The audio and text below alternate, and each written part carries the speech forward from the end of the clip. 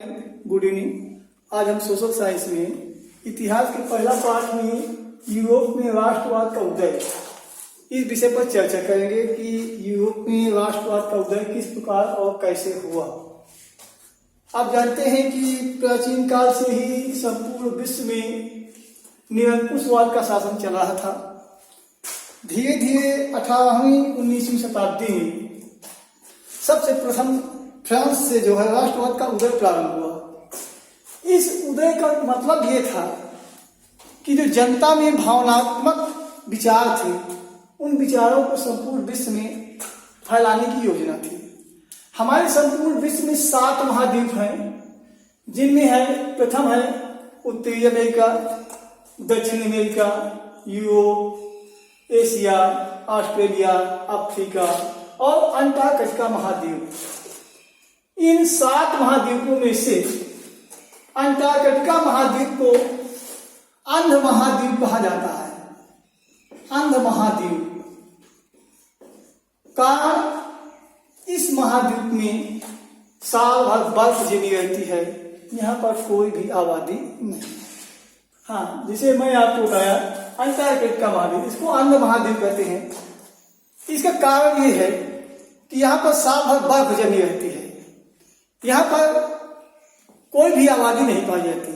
बाकी जो आपके 6 अन्य महाद्वीप हैं, उत्तरी अमेरिका, दक्षिण अमेरिका, एशिया, यूरोप, ऑस्ट्रेलिया और अफ्रीका, इन सभी महाद्वीपों में से सबसे पहले जो राष्ट्रवाद का उदय हुआ, जो जन जागृति प्रारंभ हुआ, वह यूरोप महाद्वीप से प्रारंभ हुआ। 18वीं 19वीं शताब्दी में यूरोप में राष्ट्रवाद उदय का कारण था यहाँ पर सामाजिक, राजनीतिक, आर्थिक भावनाओं का विकास हुआ। इन आर्थिक सामाजिक भावनाओं के विकास के कारण यहाँ जो निरंकुशवाद का शासन था, उस शासन को समाप्त करने के लिए लोगों के अंदर एक भावनाएं जागृत हुई, जिससे जो यहाँ के जो नेता थे, जो बुद्धिजीवी थे, उन्होंने अपने देश को आगे बढ़ाने का प्रयास किया। इसके प्रयास करने के मुख्य कारण थे, सबसे पहला कारण था फ्रांस की क्रांति। सन 1789 ईस्वी, सन 1789 ईस्वी में फ्रांस में सबसे पहली क्रांति हुई, जो एक जन जागृति का कारण बताती है। यहाँ पर इस क्रांति के बढ़ने से ही ये जो है एक निरंकुश जो शासन था, निरंकुशतावाद के कारण लोग जो है दबे हुए थे। उनकी भावनाओं का, उनके सामाजिक विकास का, उनके राजनीतिक जीवन का दमन किया जाता था। इस दमन को तोड़ने के लिए कुछ बुद्धिजीवी वर्ग जनता की भावनाओं को जागृत करके इस क्रांति का प्रारंभ किया। इस क्रांति के प्रारंभ होने के कारण लोगों के अंदर जो एक भय व्याप्त था, वो भय समाप्त हुआ और लोग अपने अधिकारों को जानने के लिए, अपने मूलभूत अधिकारों को प्राप्त करने के लिए वो सरकार के खिलाफ युद्ध के मैदान पर उतरने लगे। इस क्रांति के होने के भी कई कारण थे। सबसे पहला कारण था सामूहिक पहचान।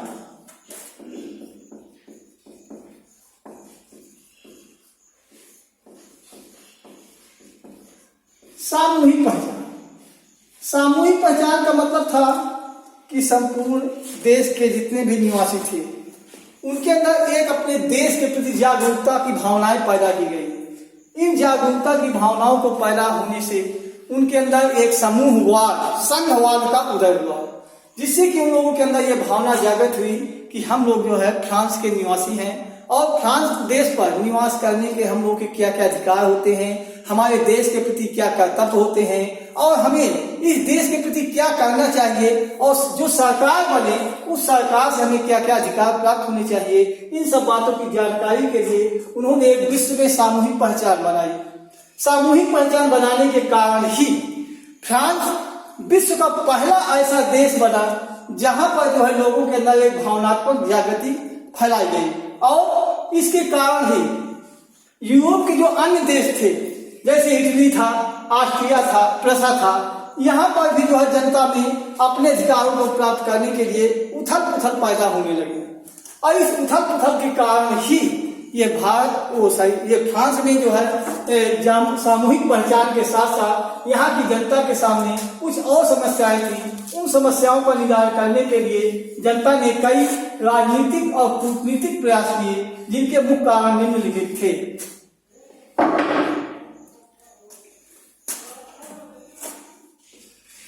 पहला था प्रशासनिक एजेंडा। इसका मतलब था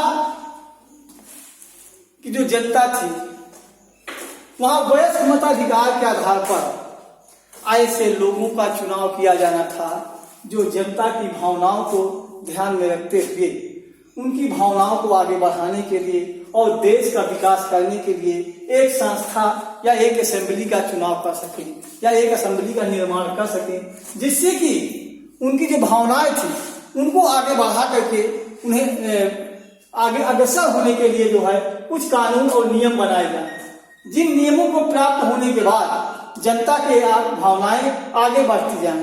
इन भावनाओं को आगे बढ़ाने के लिए यहाँ पर जो निरंकुश शासन था उसका अंत किया गया और प्रजातंत्र का शासन जो है लागू किया गया।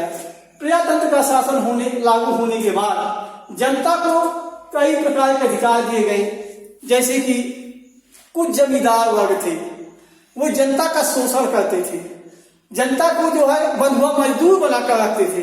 ऐसे जो है लोगों को बंधुआ मजदूरी से छुटकारा मिला और सरकार के बनने के बाद जनता को एहसास हुआ कि हमारे द्वारा चुनी गई सरकार है और जो सरकार हमारी भावनाओं को ध्यान में रखते हुए हमारे जो है भावनाओं को अग्रसर करने का प्रयास करेगी। इस प्रकार से जनता में जो है काफी जो उथल पुथल की भावनाएं थी वो समाप्त हो गई। इसका दूसरा कारण अन्य था।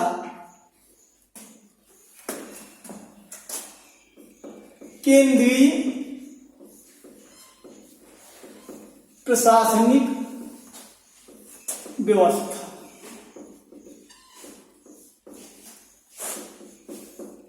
इस केंद्रीय प्रशासनिक व्यवस्था का कारण था कि जो स्टेट जनरल थी, जो एक निरंकुशवादी लोगों की एक संस्था मानी जाती थी, इस स्टेट जनरल को समाप्त कर दिया गया और उसकी जगह नेशनल असेंबली का निर्माण किया था। इस नेशनल असेंबली के कारण जो वयस्क नागरिक थे उन लोगों को मत देने का अधिकार दिया गया। नागरिक उसी प्रत्याशी को ही अपना मत देते थे जिसको जानते थे कि वो देश का या जनता की भावनाओं का विकास करेगा, जनता की भावनाओं का सम्मान करेगा। ऐसे लोगों को जो है इस असेंबली पर चुन करके जनता के द्वारा वयस्क मताधिकार के आधार पर भेजा जाने लगा, जिससे कि देश में जो समस्याएं थी उन समस्याओं का निदान होने लगा। जनता को जागरूकता प्रदान हुई, जनता अपने सरकार के माध्यम से बहुत से अधिकारों को प्राप्त करने लगी। उनके ऊपर जो निरंकुशवादियों का शासन था वह शासन धीरे धीरे समाप्त होने लगा और जनता उन निरंकुशवादियों से छुटकारा प्राप्त करने लगी। इस प्रकार से जो है फ्रांस में अन्य और कई कारण थे जिसके कारण जो है वहां राष्ट्रवाद का उदय होने लगा था। तीसरा था राष्ट्रवाद के विचारों को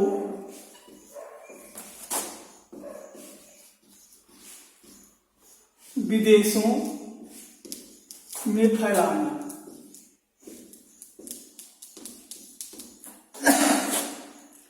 फ्रांस में जो राष्ट्रवादी भावनाएं थी, इन भावनाओं से जो उनके पड़ोसी देश थे उन देशों में अपनी भावनाओं को फैलाने का प्रयास किया गया, जिसके कारण उन देशों में जो निरंकुशवादिता का शासन था उन देशों भी निरंकुशवादी शासन का अंत किया जा सके और जो वहां की दबी हुई जनता थी, जो जनता के ऊपर जो अत्याचार हो रहे थे उस अत्याचार को भी जो है समाप्त किया जाए इसका फ्रांस के लोगों ने जो है अपने जो विचार थे, राष्ट्रवादी जो भावनाएं थी, उन भावनाओं को जनता ने विदेशों में फैलाया, जिससे कि ये जो है देश से दूसरे देश के साथ संबंध भी अच्छे होने लगे और देशों को जो है या लोगों को आपसी व्यापार, सहयोग आज की भावनाओं का भी या उनकी संस्कृति को या उनकी राजनीति को आदान प्रदान करने का भी अवसर प्राप्त होने लगा।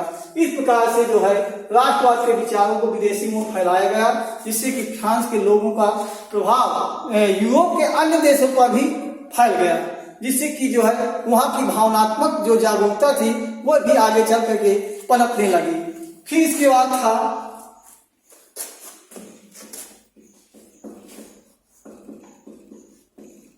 नागरिक संहिता का निर्माण। इस नागरिक संहिता का जो निर्माण हुआ ये सन 1804 ईस्वी में हुआ। इसे नेपोलियन संहिता भी कहा जाता है, क्योंकि इस संहिता का निर्माण नेपोलियन ने अपने देश को विश्व का सबसे शक्तिशाली और सर्वोपरि देश बनाने के उद्देश्य से संहिता का निर्माण किया था। इस संहिता के निर्माण होने के बाद लोगों के क्या अधिकार होते हैं देश के प्रति और क्या कर्तव्य होते हैं, इन बातों को भी उजागर किया गया, जिसके कारण नेपोलियन फ्रांस का लोकप्रिय शासक सिद्ध हुआ और नेपोलियन अपने फ्रांस को विश्व का सबसे ताकतवर और सबसे सर्वोपरि देश बनाने के लक्ष्य से अपने देश के निवासियों को आगे बढ़ाने के लिए, अपने देश के लोगों का विकास करने के लिए भरसक प्रयास करने लगा। नेपोलियन के अथक प्रयासों के कारण ही जो इटली था, प्रसा था, ऑस्ट्रिया थे, ये देश भावनात्मक भावनाओं से नेपोलियन से जो है ईर्ष्या द्वेष की भावना रखने लगे और इन देशों के अंदर ये भावनाएं जागृत हुई और इन देशों में सबसे प्रथम देश था जर्मनी।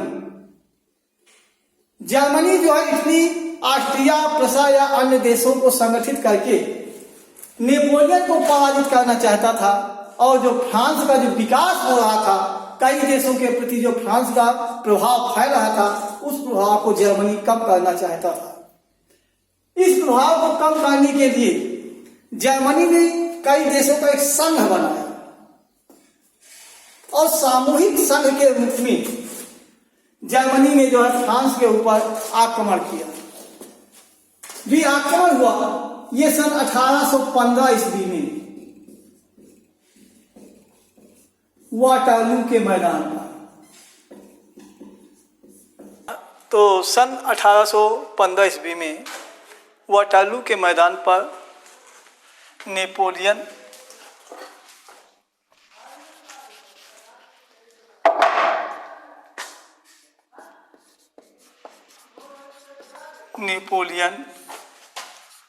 और जर्मनी तथा अन्य राष्ट्रों के मध्य युद्ध हुआ। इस युद्ध में नेपोलियन की पराजय हुई।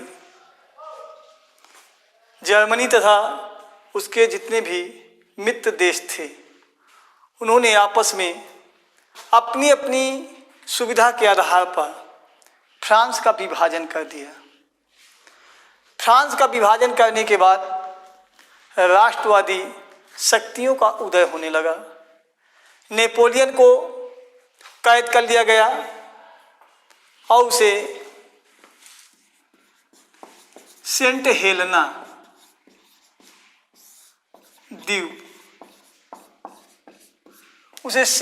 द्वीप पर बंदी बनाकर के रखा गया, जहां पर नेपोलियन की सन 1821 ईस्वी में मृत्यु हो गई।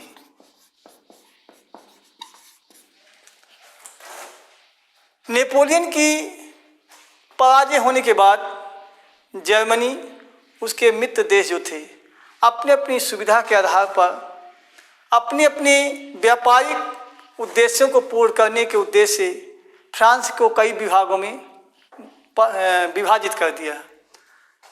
फ्रांस की जो है पराजय होने के बाद यहाँ की जो भावनात्मक या राजनीतिक या सामाजिक जो जागरूकता थी, इन देशों ने दमन करने का प्रयास किया, लेकिन जनता के जागरूक होने के कारण यहाँ की भावनाओं को दबा पाना इन देशों की सरकारों के लिए बहुत एक टेढ़ी खीर के बराबर दिखाई दे रहा था। इस कारण फ्रांस की जो जनता थी वो अपनी जागरूकता के कारण ही इन रूढ़िवादी देशों को दूर करने के लिए अपने देश में एक सकुशल शासन व्यवस्था को प्रारंभ करने के उद्देश्य से आगे बढ़ाने का प्रयास किया। इस प्रयास के कारण भी कई कारण थे, जैसे कि जो है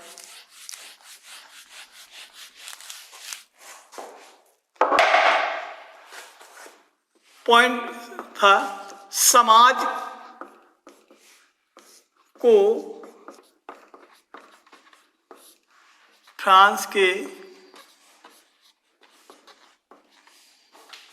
विभाजन के कारण, फ्रांस के विभाजन के कई कारण थे। इनमें से सबसे प्रमुख था कि फ्रांस को जो है कुलीन और मध्यम वर्ग में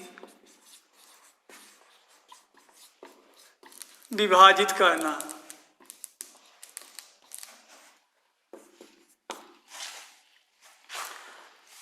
निरंकुशता के कारण जो फ्रांस का समाज था वो दो भागों में विभाजित था।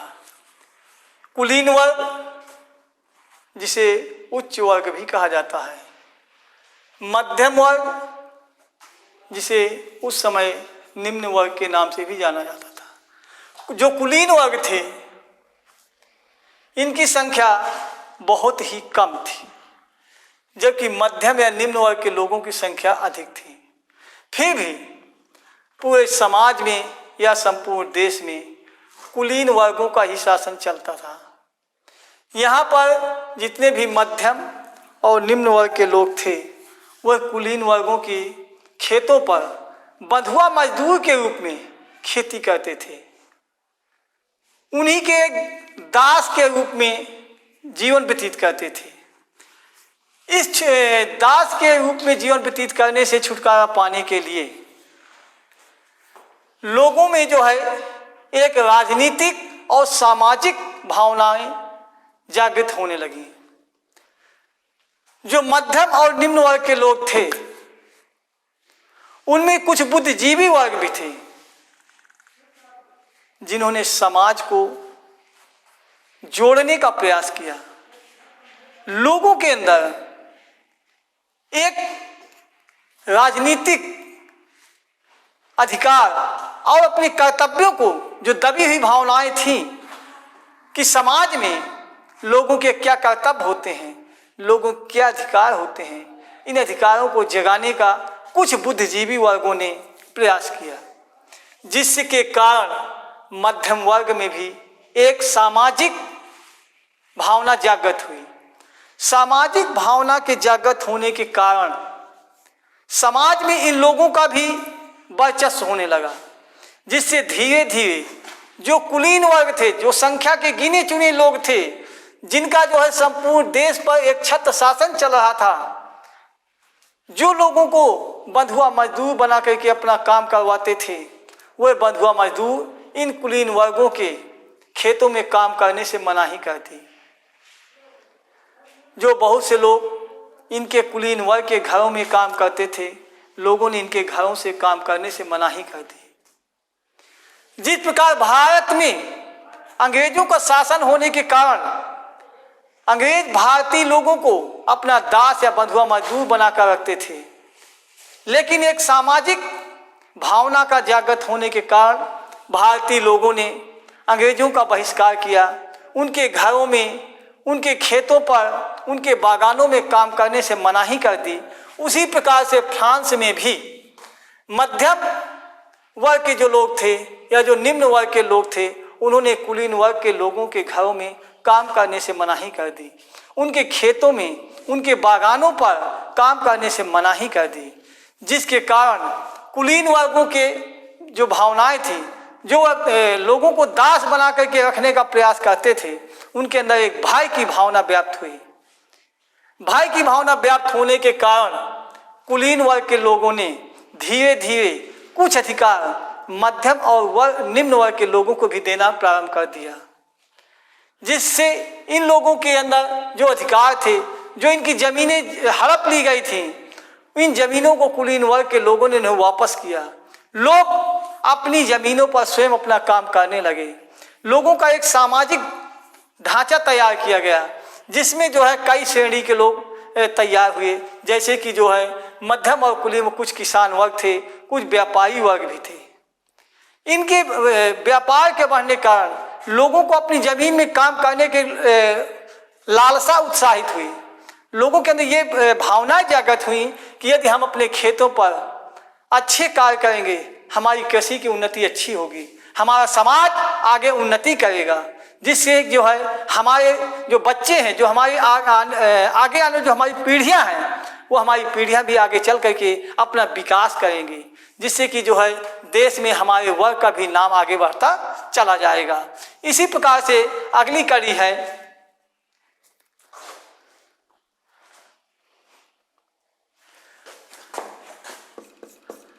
भूख,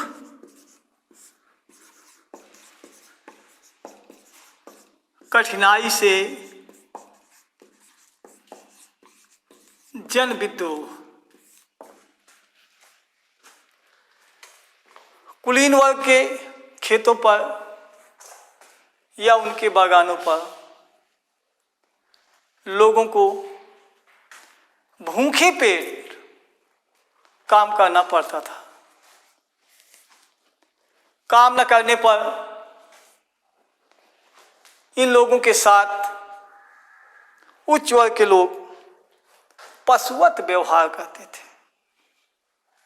जिस प्रकार से आप अपने घरों में कोई भी पशु पालते हैं, आप बिना गलती के भी पशु को आप दंडित करते हैं। कारण पशु को अपने अधिकारों और कर्तव्यों का ज्ञान नहीं है। यदि पशु को अपने अधिकारों और कर्तव्यों का ज्ञान होता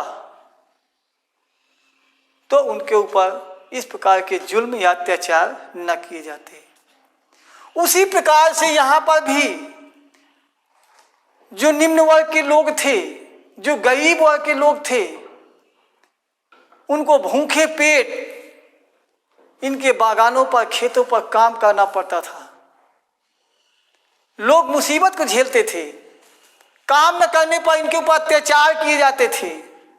इनको पशुओं से भी बदतर मारा और पीटा जाता था।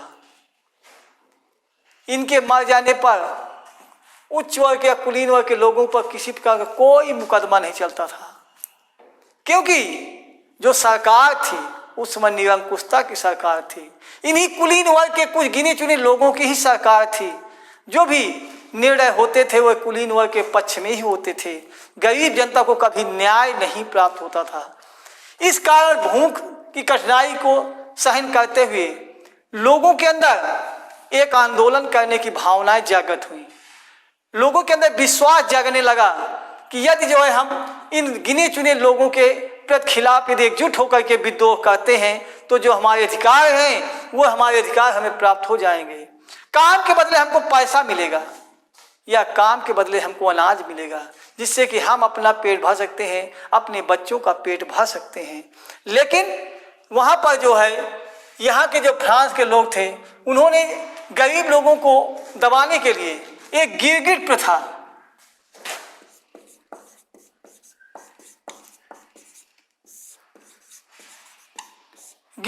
चलाई। यानी इसका मतलब ये है कि इन गरीब लोगों के माता पिता यदि जो है कुलीन वर्ग या साहूकारों से कुछ कर्ज ले लेते थे क्योंकि उस समय जिस प्रकार से आज जगह जगह पर शिक्षा का प्रचार और प्रसार है, 18वीं और 19वीं शताब्दी के प्रारंभ में शिक्षा का प्रचार और प्रसार नहीं था। जो कुछ गिने चुने विद्यालय भी थे, वहाँ पर कुलीन वर्ग के लोगों को ही पढ़ने का अधिकार या कुलीन वर्ग के बच्चों को ही पढ़ने का अधिकार था। गरीब वर्ग के लोगों के बच्चों को पढ़ने का कोई अधिकार नहीं था। शिक्षित न होने के कारण कुलीन वर्ग के लोग अपने खेतों पर या बागानों पर काम करने के लिए लोगों को अग्रिम पेशगी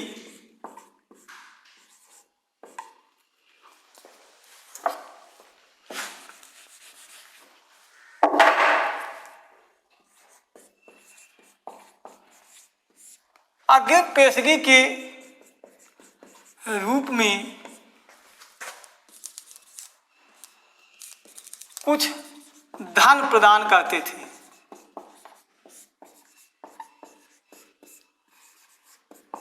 लेकिन इसका भी कारण था। जिस प्रकार से आप लोग देखते होंगे, आपके क्षेत्र में तमाम ईंट के भट्ठे चल रहे हैं।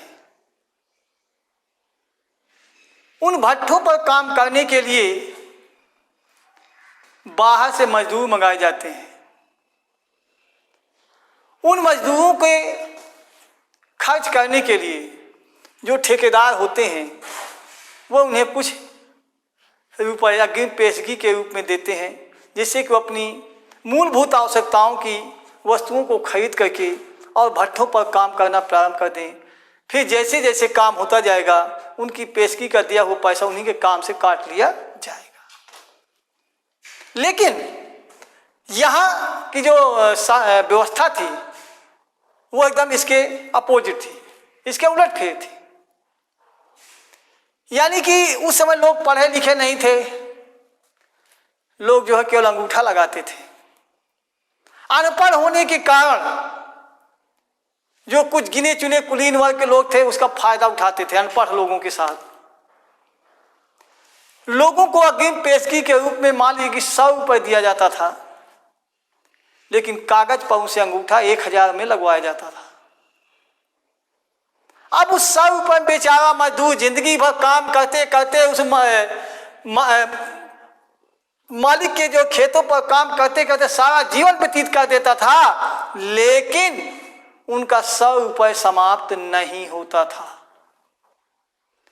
उस मजदूर के मरने के बाद उसका लड़का जिंदगी भर उसी 100 रुपये में काम करता रहता था। इस प्रकार से जो है लोगों के अंदर जो पशुवत व्यवहार की भावनाएं थी, लोगों के अंदर अपने अधिकारों का जो ज्ञान नहीं था अनपढ़ होने के कारण,